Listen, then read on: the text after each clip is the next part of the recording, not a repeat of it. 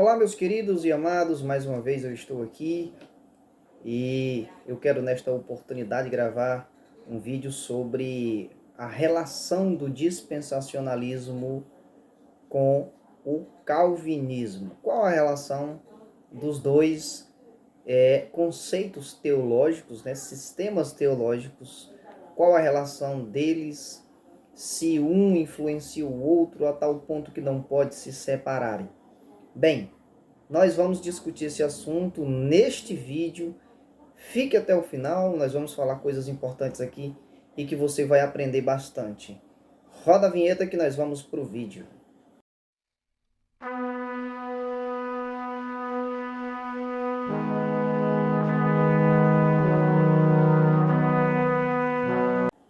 Olá, queridos! Mais uma vez nós estamos aqui e, como eu disse, nós vamos discutir esse assunto bastante importante e que tem sido aí motivos de alguns debates entre os arminianos e calvinistas sobre a questão dispensacionalista, né?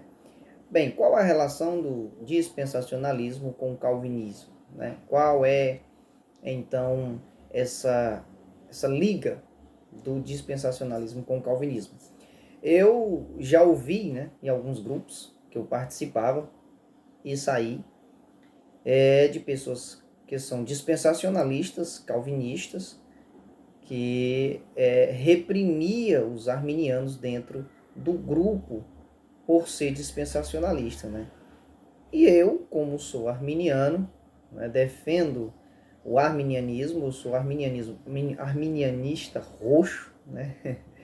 E não nego para ninguém, mas sou dispensacionalista porque não creio que haja nenhuma incompatibilidade entre o dispensacionalismo e o calvinismo. Então, antes de nós começarmos o vídeo, eu quero destacar que, conforme defende o Dr. Markovlar, né, nesse livretozinho, ele diz que o dispensacionalismo, na sua essência, está relacionado com a escatologia, a eclesiologia e não, e também, eu diria, né, na minha opinião, eu diria com a hermenêutica, né? Então, os três aspectos essenciais do dispensacionalismo é a eclesiologia, a escatologia e a hermenêutica, e não a soteriologia, né? O doutor John Feinberg, né, que teve aqui no Brasil um ano atrás aí, na Igreja Batista da Redenção, num seminário, ele diz o seguinte: nem o calvinismo, nem o arminianismo está na essência do dispensacionalismo. Esse assunto não está na essência do dispensacionalismo, porque o calvinismo e o arminianismo são muito importantes com referência a conceitos de Deus, do homem, do pecado e da salvação. Então, o dispensacionalismo, né, ele não está relacionado com uma soteriologia específica. Eu vou demonstrar aqui nesse vídeo que o dispensacionalismo ele nasceu em seio calvinista, né? Ele foi formado num ventre calvinista, reformado, realmente não tem como a gente fugir dessa questão, mas o dispensacionalismo ele não depende de nenhuma teologia, né, soteriológica. Ele não depende. Ele não depende do calvinismo, ele não depende do arminianismo, ele não depende do molinismo, do pelagianismo, do semipelagianismo. Então, você pode ter essas visões, né? Você pode ser calvinista, você pode ser arminiano, você pode ser molinista e ser dispensacionalista. Isso é até importante destacar porque isso mostra que o dispensacionalismo ele é defensável por si só, né? Então não precisa de ter uma visão soteriológica específica para poder ser calvinista. Você pode ser presbiteriano, você pode ser batista, você pode ser pentecostal, carismático, e ser dispensacionalista, porque ele não depende de nenhuma visão soteriológica para, então, para que a pessoa seja dispensacionalista. Então, primeiro ponto a se destacar é esse fato. Então, o dispensacionalismo ele não depende da soteriologia, ele não se propõe a interpretar ou a ensinar algum aspecto soteriológico. Não. Está mais relacionado, na sua essência, com a eclesiologia, a escatologia e a hermenêutica, e não soteriologia. Então, o dispensacionalismo, ele, em suas origens, né, como eu disse, nasceu em seio calvinista. Né? Ele nasceu no berço calvinista. E até na sua formação, sua criancice, na sua juventude, até a sua meia-idade, né, digamos assim, o dispensacionalismo ele sobreviveu dentro do calvinismo. Né? Ele cresceu dentro do calvinismo, ele se formou, ele criou raízes, ele engrossou o cangote, que nós dizemos aqui, dentro do seio calvinista. Né? Segundo Thomas Ice, há uns 75 a 50 anos para cá, é que a influência dispensacionalista alcançou outras igrejas, né? outras denominações com outras confissão de fé que não calvinistas. Né? Por razões, por exemplo, em 1920, quando surgiu a grande controvérsia racionalista, né? Que então a igreja conservadora teve que fazer a defesa, né? Fazer a defesa do cristianismo verdadeiro, né? Então, o dispensacionalismo ele serviu como um escudo contra o liberalismo dessa época. E então foi que os pentecostais e os pentecostais carismáticos, né? Eles aderiram, então, usaram o dispensacionalismo como um meio de responder às críticas dos liberais. Então, por volta ali do ano 1920, naquela controvérsia, né, racionalista, liberal, que então o dispensacionalismo se expandiu para outras formas de ministérios que tinham sua soteriologia não calvinista. Né? Os pentecostais, os carismáticos, então, adotaram o dispensacionalismo nesse tempo, nessa época, como uma forma de resposta para o racionalismo.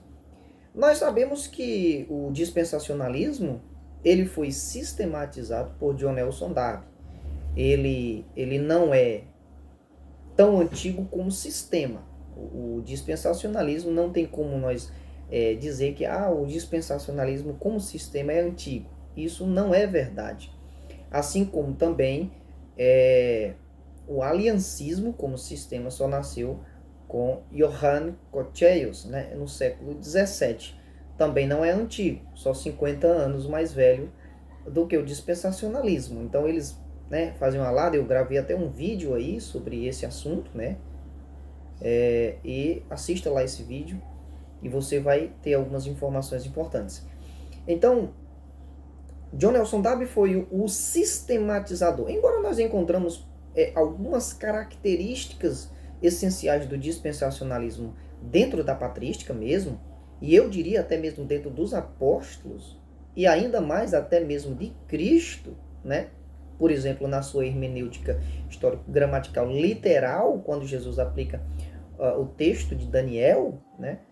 Quem lê entenda, eu considero, né, e eu retroajo até Jesus, que há características da hermenêutica dispensacionalista dentro desse período, embora que isso não faça de Jesus, dos apóstolos da patrística, um dispensacionalista como nos moldes que nós conhecemos hoje, como o sistema que nós temos hoje, bem definido, bem sistematizado. Então, quem sistematizou esse sistema escatológico, hermenêutico, eclesiológico, digamos assim, né? O dispensacionalismo, foi John Nelson Darby, ali por volta do ano de 1830, ali dentro do século XIX. Mas já havia raízes, né, do dispensacionalismo bem antes de John Nelson Darby. Então, John Nelson Darby era um calvinista convicto, né? Ele era anglicano, ele era convidado por não dispensacionalistas para defender o calvinismo em alguns debates.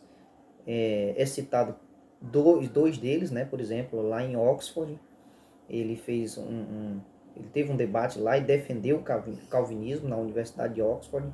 Também foi convidado para ir a Genebra, a cidade de Calvino, né?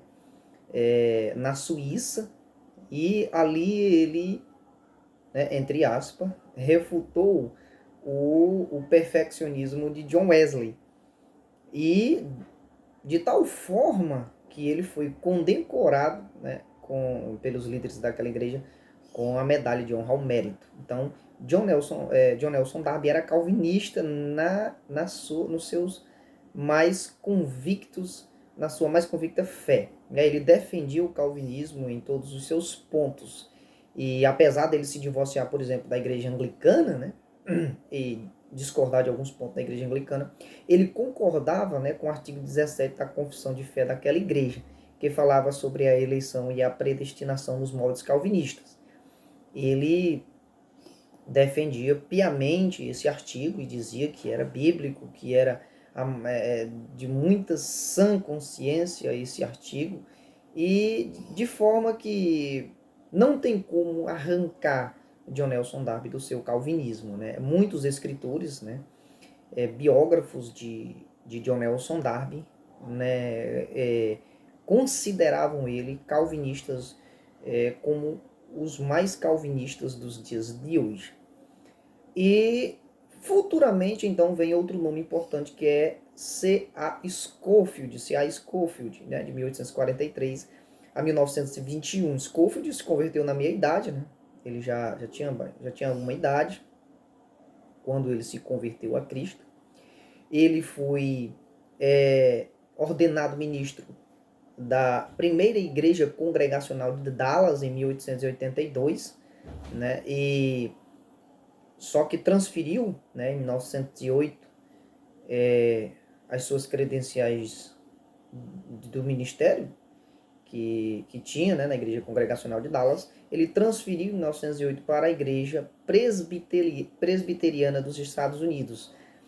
E ele difundiu o dispensacionalismo através da Bíblia de referência Scofield, que eu tenho aqui em minhas mãos. É a Bíblia de referência Scofield, publicada no Brasil pela Holy Bible, né? Foi, até hoje né? Digamos assim, a maior voz do dispensacionalismo para o mundo, né? Foi quem evangelizou o mundo, as igrejas no mundo, com o dispensacionalismo. Foi ela quem levou o dispensacionalismo para outras igrejas, para outros países, para outros ministérios. É muito famosa essa Bíblia, até hoje é muito famosa, né, por defender o dispensacionalismo, e ela é calvinista, né? C.A. Scofield, que era calvinista desde os seus primórdios, né, quando foi discipulado por James Brooks, né? Ele era presbiteriano e, consequentemente, ele era calvinista. E você pode ver na Bíblia de referência Scofield que realmente ele era calvinista. Nós temos então também talvez um dos mais famosos, né, também dispensacionalistas, que é um dos fundadores do Seminário Teológico de Dallas e aluno de C.A. Scofield, que foi Lewis Sperry Chafe, de 1871 a 1952. Né? Ele foi, como eu disse, um dos fundadores, que ele não foi o único dos fundadores do Seminário Teológico de Dallas, mas ele foi um dos principais fundadores, ou o principal fundador do Seminário Teológico de Dallas. E ele foi aluno, né, foi discípulo de C.A. Scofield. Ele considerava a relação de um pai, que era Scofield, para com o filho, que era ele, né? Foi Scofield, viu? Foi Scofield que colocou ele no rumo do ensino bíblico, né? E não evangelístico, como ele ansiava né? Foi Scofield que disse a ele que o dom dele era para o ensino, o estudo e o ensino da palavra de Deus, e foi aí que, a partir daí que ele se dedicou nisso, né? E ele, Scofield, propagou o dispensacionalismo através da sua Bíblia de estudo. Já Lewis Sperry Chafer, ele propagou o dispensacionalismo por duas vias, né?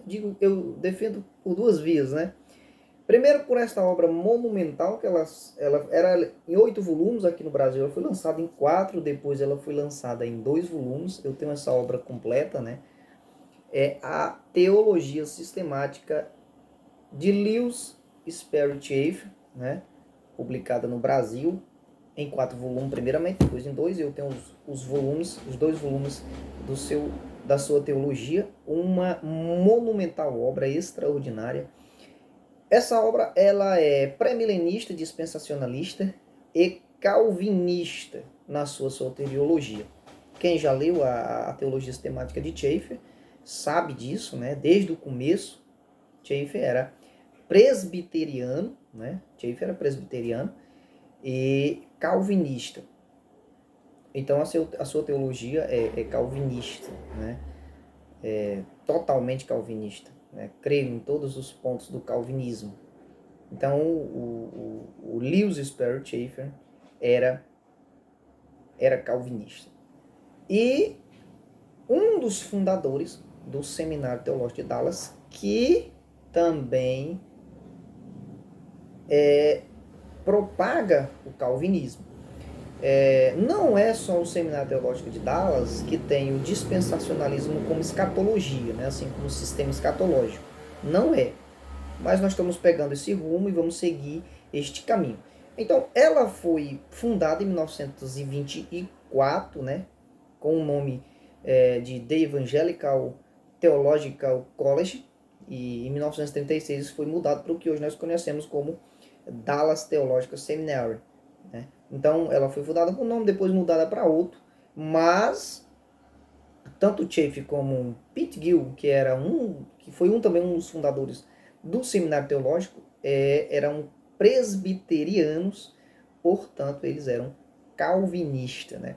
Até importante destacar que o Seminário Teológico de Dallas ele foi ligado à Igreja Presbiteriana até 1930, quando essa dissociou, né, o seminário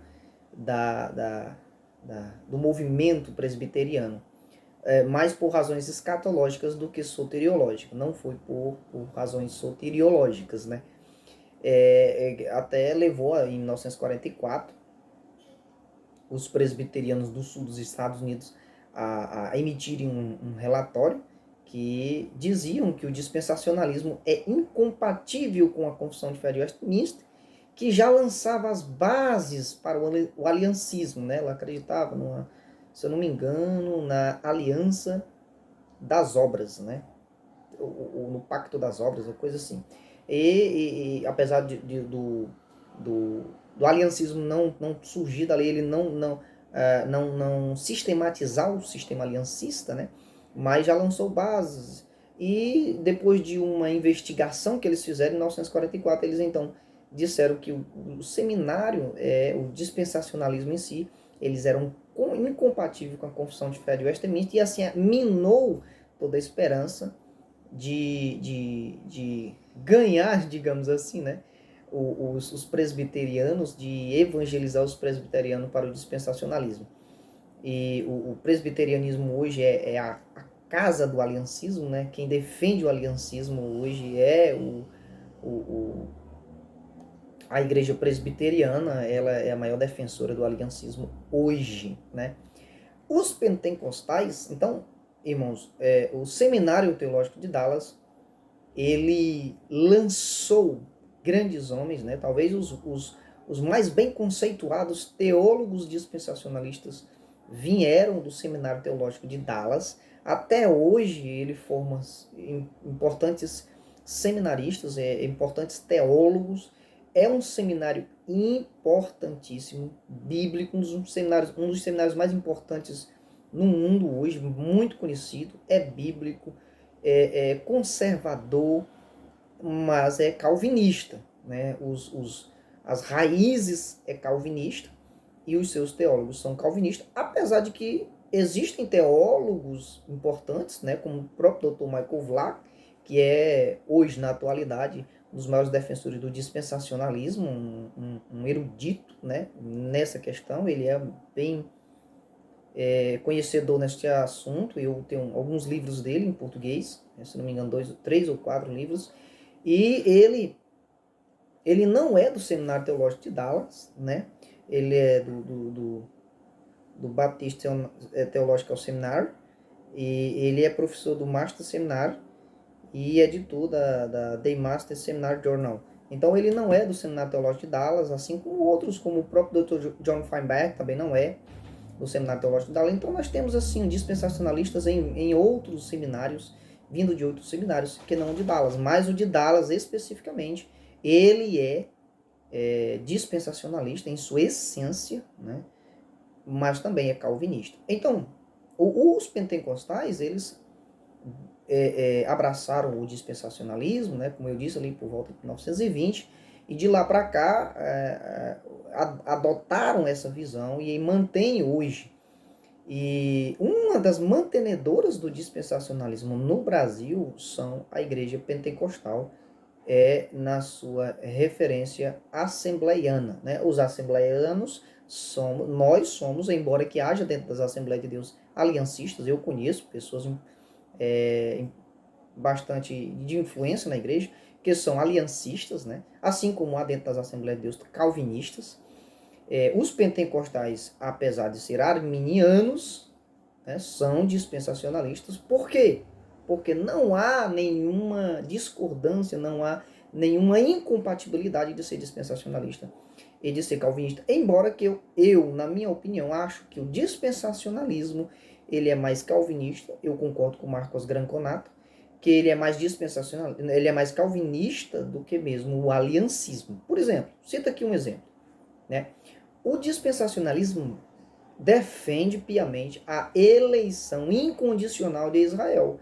Já os aliancistas dizem que a eleição de Israel era condicional. Ou seja, é um golpe, assim, fatal no calvinismo dele. Eu não sei como é que eles conseguem conciliar o calvinismo quando eles entram dentro da questão escatológica. Porque eles defendem várias alianças condicionais, né? E até, irmão, se a gente for cavar, quem defende duas formas de salvação é o próprio aliancismo e não o dispensacionalismo. É um pouco contraditório. Eu não vou entrar nessa questão aqui, mas depois, quem sabe, eu gravo um vídeo sobre este assunto. Então, eles defendem, né, que a eleição de Israel é condicional, e eu não sei como é que eles conseguem, então, associar. Então, os pentecostais hoje são um dos grandes defensores do dispensacionalismo no Brasil e no mundo. Existem aliancistas, mas a maioria, esmagadora maioria, os eruditos, né, são dispensacionalistas, pré-tribulacionistas, pré-milenistas, principalmente as Assembleias de Deus, né? Então eu sou assembleiano, sou de confissão dispensacionalista, sou de confissão de fé assembleiana e sou dispensacionalista. Na sua essência, né, as Assembleias de Deus são dispensacionalistas, os pentecostais são dispensacionalistas, alguns carismáticos são dispensacionalistas. Alguns não, alguns sim, porque o sistema, ele permite isso, né? Você ser calvinista, molinista, o arminiano. Enfim, era isso que eu tinha para falar.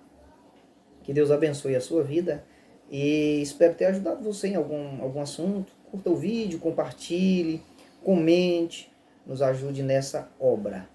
Espero ter contribuído para algum acréscimo ao seu conhecimento, né? Alguma progressão no seu conhecimento. E ore pela minha vida em nome de Jesus Cristo. E estou aí na expectativa de continuar a gravar os vídeos sobre as alianças. Nós já temos sobre a aliança abraâmica, nós já temos sobre a aliança da terra de Israel. Nós já gravamos alguns vídeos sobre. Já terminei essas duas alianças, então vou para a aliança davídica. Deus abençoe a sua vida.